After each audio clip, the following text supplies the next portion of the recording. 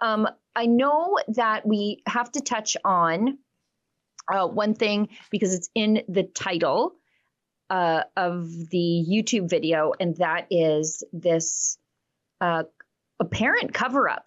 And I wish that I could go back and get the clip, but CPAC has got a big glitch right in the middle of where this video clip is. But I've been watching the Foreign Interference Commission all week, and this is in the headline, so I'm going to talk about it. And I wrote it up yesterday after a very frustrating day of Twitter not allowing us to post videos, which was like a Twitter issue yesterday, or an X issue yesterday, not just an us thing, and then CPAC having a glitch right in the middle of this. But once that gets cleared up, I will go back and get it. So we were listening to the communications security establishment, 3 people from them yesterday. And Michael Chong's lawyer, Gib Van Aert, who broke my heart earlier this week because he was arguing on behalf of Amnesty International against Saskatchewan's Parents' Bill of Rights. But I guess it just means that he's a good lawyer if even the bad guys will hire him. But he's Michael Chong's lawyer. And as you know, Michael Chong has been the target of foreign interference. Now, the thing about Michael Chong is that he was targeted right out of the consulate the consulate in Toronto. The Liberal government, and we have the paper trail, informed of this all in 2021. And it all went all the way up to the ministers and the Privy Council and the Prime Minister's office. They all knew what was happening to Michael Chong. Guess how Michael Chong found out? In a Globe and Mail article. Nobody told him. He could have, and he's like, something terrible could have happened to me and my family. Yep. And everybody knew, including the people I was campaigning against, but it was in their interest to keep their mouths shut. So, unbelievable. The security officials, the security communications officials, the people who sort of uncovered this, and then they give the information to the relevant agencies. They said, we did our job. It's not our job to go directly to Michael Chong. We give this information to the ministers and to CSIS, and they decide what needs to be done with it then. And nobody told Michael Chong.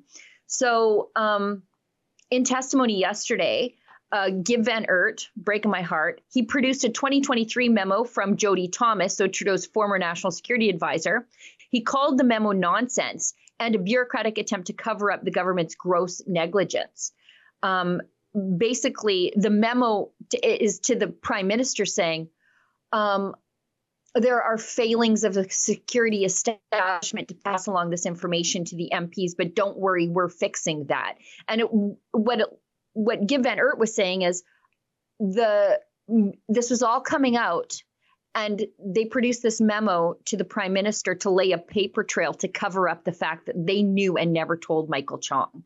So they have the documents from 2021. Then there's Jody Thomas is saying, well, no, look, the security officials failed. Well, the security officials said yesterday, look, we did our job. And what happened was after us, beyond our control. And this is a piece of paper to cover up and to pin the blame back on us retroactively. So that came out yesterday. So I don't know. CSIS is testifying today. I'll have news about that later. I'll go back and watch testimony afterwards. But as I said, I have to get on the road. But it's just so shameless. Nothing is going to change.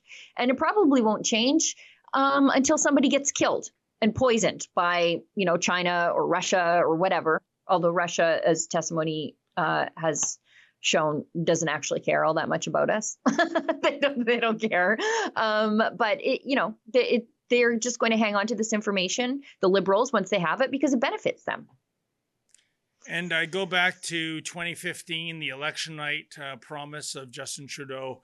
This would be the most transparent government in the history of Canada. It's about as transparent as black marble. This is an absolute scandal and a disgrace. And the fact that we don't know the names, Sheila, of these compromised people, that is egregious. There's no rational reason. This wouldn't happen in any other country, I would argue. Right. This wouldn't happen in any other country. This is... we are going to go to the very next election with 11 parliamentarians for sure implicated in foreign interference. And this obviously benefits the Liberals. And you know how I know? Is because testimony came out that the Conservatives told on one of their own. So Victor O in the Senate, who I believe was taking sponsored travel by the PRC, the People's Republic of China, to his credit, Mr. Vegetable Lasagna himself, Aaron O'Toole, raised the issue with security officials and elections officials saying, we don't, and the thing is, Victor O, he's a senator. You can't unelect him. You can't say we're not signing off on his nomination next time around. He's a senator. He's there. They told on one of their own saying, we've got real concerns about Victor O and his pro-PRC positions. Nothing ever happened. So we know that Victor O is one of those 11. He's a Conservative. We know because the Conservatives told on one of their own, because that's what people of morals do and people who value the structural integrity of our electoral process do, which means the Liberals are hiding at least 10 of their own, quite likely. Unbelievable. I should tell people if they want to send a message to the Liberals, go to exposethetraitors.com. That's our petition calling on the government who has this information. The Privy Council has this. The PMO has this. The Hogue Commission, the Foreign Interference Commission, the commissioner herself has this information. They're not going to name these people. The only way is to put pressure on that government to release the names and then let these people defend themselves, because the integrity of our elections itself depends on it. And, Sheila, I still, I asked the question, why wouldn't the Chinese government be in support of the Trudeau Liberals? Justin Trudeau, before he even became leader of the party, said back in 2013, that infamous quote, that he has, I'm paraphrasing now, but it was basic, he had admiration for the basic dictatorship of China in terms of getting things done. What a horrific quote for any leader in the Western world to say, given what we knew about China then, and especially what we know about China now.